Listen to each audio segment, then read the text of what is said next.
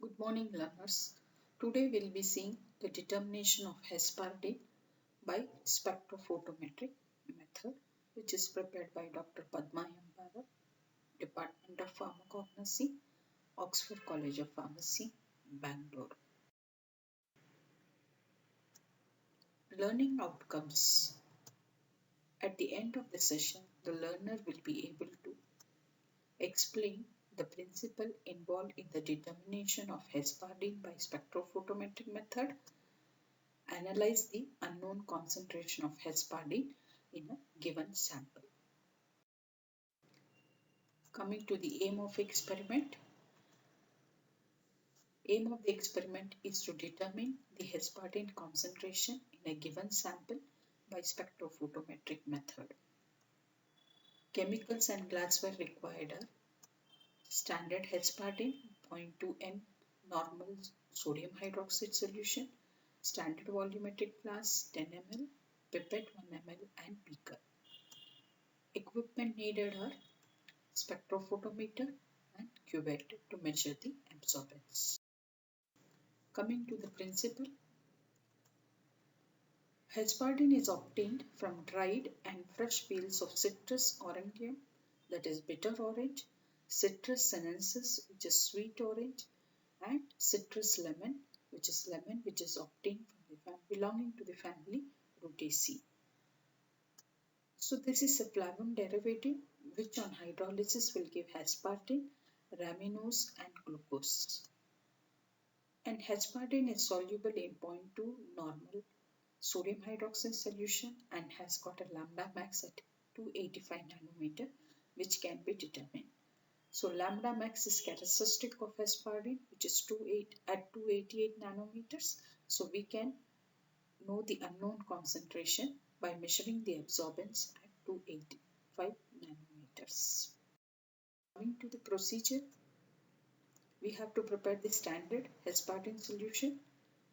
So for that we have to take 10 milligram of hesperidine. We have to dissolve in 10 ml of 0.2 normal sodium hydroxide solution and label it as stock 1, which is equal to 1 mg per ml and which is equal to 1000 microgram per ml concentration. So from this we are going to prepare the stock 2.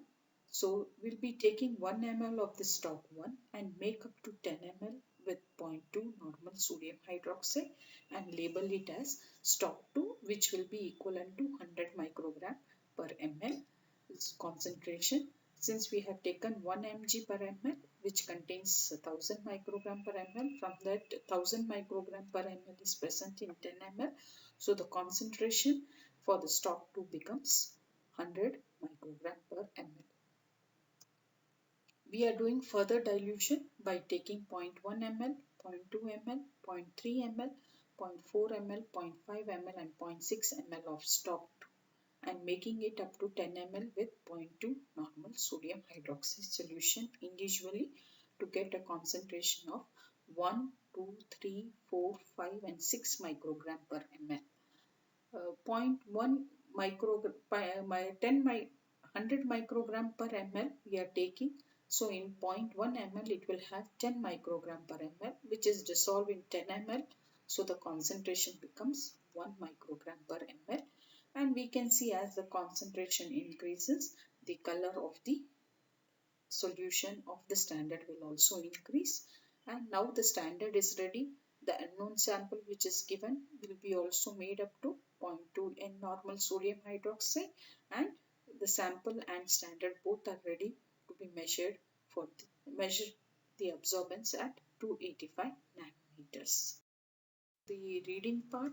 So what we are going to do is we are going to measure the different concentration of the standard we have prepared from 1 to 6 microgram per ml as well as the unknown sample, and we'll measure the absorbance at 285 nanometers. So the spectrophotometer instrument has to be stabilized for 15 minutes.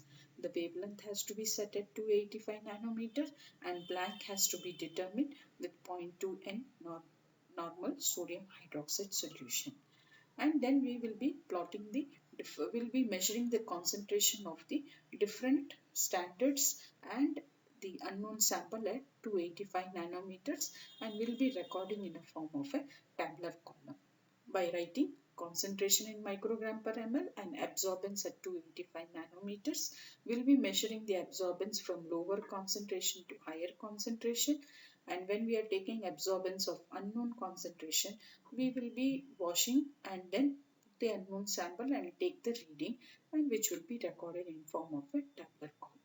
Now let us see the so for calculation, what we have to do is we have to draw a standard graph with the help of the standard concentration from 1 to 6 microgram. So we have to draw the graph with concentration in x-axis and absorbance in y-axis. So when you plot a standard graph, the standard graph should be a straight line and it should pass through the origin. And once it passes through the origin, we can extrapolate the unknown concentration from the graph. So this is how we are going to do this, and this graph is plotted with the help of an Excel sheet.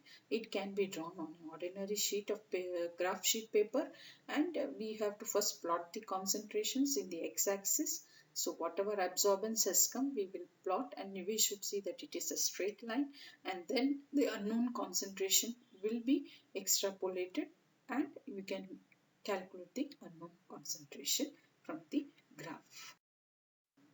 Now coming to the report writing, we have found out the unknown concentration. So we can write unknown concentration of given sample of hesperidine was found to be so much microgram per ml. Hope you have understood the experiment and you have understood why we are making the absorbance measurement at 285 nanometers. Thank you and happy learning.